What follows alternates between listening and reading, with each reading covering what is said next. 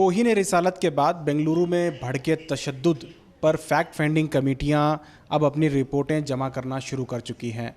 इससे पहले आरएसएस से जुड़ी एक कमेटी ने अपनी रिपोर्ट वज़ीर आला को सबमिट की थी। अब सिविल सोसाइटी की जानिब से एक रिपोर्ट बनाई गई है। उस ताल्लुक़ से बात करने के लिए सिविल सोसाइटी के एक रुकन हमारे साथ इस वक्त मौजूद हैं। एडवोकेट नियाज साहब से हम बात करते हैं। साहब बताएं, आज जो फैक्ट फाइंडिंग कमेटी जो आपकी थी, आज आपने इजरा किया, जस्टिस नाग मोहन दास ने इसका इजरा किया, तो क्या ख़ास है इसमें? जी, इसमें जो फैक्ट फाइंडिंग टीम में हमारा 24 टीम का एक कमेटी है जो अगस्त 20 तारीख को हम लोग स्टार्ट किए थे फैक्ट फाइंडिंग का सिलसिले में। अभी आज उसका रिलीज़ हुआ है जस्टिस नाग मोहन दास। इसमें बहुत सारे चीज़ है।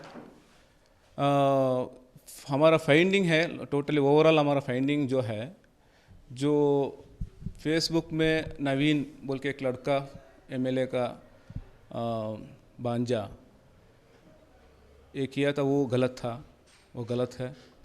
जो पोस्ट किया था वो पोस्ट किया था वो गलत है। उसके बाद जो इंसिडेंट हुआ वो भी गलत है, वो भी नहीं करना था। और उसके साथ साथ पुलिस का भी एक फेल्यूर बहुत ज़्यादा देखने के मिलता है। पुलिस जो 7:30 को जो कंप्लेंट देने के लिए गए थे डेलीगेशन, कंप्लेंट लेने में बहुत देर किए। एनसीआर रजिस्टर किए पहले, उसके बाद भीड़ इंक्रीज़ होता रहा और कंट्रोल आउट ऑफ कंट्रोल रहा। पुलिस और इंटेलिजेंस दोनों इसमें फैमा फेसी फेल्यूर ज़्यादा हम लोग ये फैक्ट फाइंडिंग में आया है। जो फैक्ट फाइंडिंग में इमीडिएट एक्शन पुलिस वाला लेना था वो नहीं लिया, टाइम पर नहीं लिया। वो क्या वजह से लिया, टाइम वो इतना देर क्यों किया? इतना सेंसिटिव था। डीजेएलए और केजेएलए एक सेंसिटिव एरिया है और जो हुजूर सल्लल्लाहु अलैहि वसल्लम के ऊपर एक डिफेमेटरी स्टेटमेंट पोस्ट किया है, वो भी बहुत बड़ा ये था। मुसलमान को ये बर्दाश्त नहीं कर सकता था। इसके बावजूद भी मालूम होते ही पुलिस वाले उस टाइम पर एक्शन नहीं लिया। एमएलए भी साथ नहीं, ये कंट्रोल करने के लिए वो नहीं आए, कोशिश नहीं किए। वो इस ओवरऑल ये पुलिस फेल्यूर है। और इसको थोड़ा इसके बाद ये भीड़ को फ़ायदा उठाने के लिए कोशिश चंद लोग किए। तो इसमें बहुत सारे लोग ड्रग एडिक्ट भी थे। ये बता रहे हैं कि लोग उस इलाके में बहुत ज़्यादा नौजवान जो हैं ड्रग्स लेते हैं। तो क्या ऐसे लोगों का इस्तेमाल किया गया इस पूरे मामले में इसका फ़ायदा उठाने के लिए? नहीं, वो डीजेएलए केजेएलए हम लोग एसीपी से बात कर रहे थे इस सिलसिले में।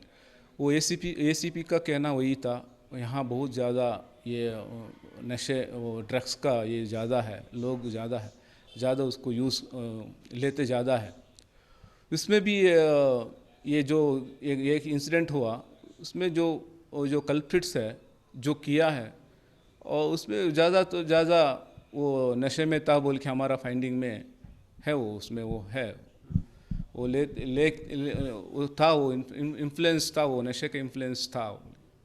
तो ये जो इस तरह के ये कोई कम्युनल वायलेंस भी नहीं है। एक तरह से देखा जाए तो ये सिर्फ एक एक्शन के बाद हुआ एक तशद्दुद है।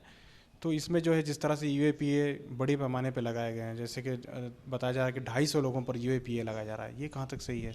देखिए, ये कम्युनल वायलेंस तो नहीं है, क्योंकि कम्युनल वायलेंस दो कम्युनिटी का हो जाता है। ये ऐसा नहीं है। हिंदू घर को अटैक किया तो मुसलमान प्रोटेक्शन दिया, और हिंदू टेंपल को प्रोटेक्शन मुसलमान ने दिया। सो और मुसलमान लोग घर में हिंदू भाई उनको प्रोटेक्शन उनको मुसलमान लोगों ने किया है। सो ऐसा नहीं है। हिंदू मुसलमान का गाड़ी भी जला दिया है, मुसलमान का घर भी जला दिया है। तो इस कम्युनल वायलेंस तो इसमें हमारा फैक्ट फाइंडिंग में नहीं है। हमारे एविडेंस तो क्या इसे यूएपीए लागू होता है? इसमें बिल्कुल नहीं होता है लागू। इसमें लागू नहीं होता। ये पॉलिटिकल प्रेशर है उसका। इसमें प्रेशराइज है। वो एक कम्युनिटी को एक दबाव करने के वास्ते ये यूएपीए ये इसमें इन्वोव किया है। इसमें हर चीज़ आईपीसी में है। और और एक एक्ट है prevention of prevention of property, public property prevention act, वो है, वो भी है, उसमें भी कर सकता है। यूएपीए एक ज़रूरत ही नहीं है उसमें, यूएपीए का टेरर एक्ट ही नहीं है। सेक्शन 16, 18 और 20 ऑफ यूएपीए एक्ट लगा है उसमें ऊपर, कोई अट्रैक्टिव ही नहीं होता है इसमें। तो आपकी जानकारी के मुताबिक इस वक्त इन्वेस्टिगेशन जो सरकारी इन्वेस्टिगेशन चल रही है उसका क्या सिचुएशन है? देखिए ये सिचुएशन यूएपीए जो ये इसमें इन्वोक किया है वो अच्छा इन्वेस्टिगेशन का ये नहीं है, वो गलत ट्रैक में वो लेके जा रहा है।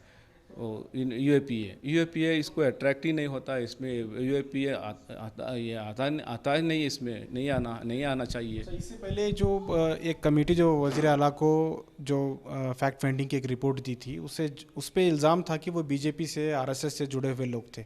आपकी कमेटी में कौन लोग हैं, क्या किस इदारों से ताल्लुक़ रखने वाले हैं, कैसी कमेटी है? देखिए ये NGO human rights committee, human rights organization भी है, इसमें सिविल राइट्स ऑर्गेनाइजेशन भी है, जर्नलिस्ट भी है, एडवोकेट्स भी है, जो भाईचारे हिंदू मुस्लिम दोनों मिलके ये एक काम किया है। हम मुसलमान एक सेपरेट नहीं किया इसमें, इसमें पूरा ओवरऑल कम्युनिटी है, क्रिश्चियन भी थे, मुसलमान भी थे, हिंदू भी थे, पूरा ओवरऑल एक सिविल। इससे पहले भी एक काम पूरा फैक्ट फाइंडिंग मैंगलोर में हुआ था, एक इंसिडेंट हुआ था, फायरिंग हुआ था, वहाँ भी हम लोग किए थे।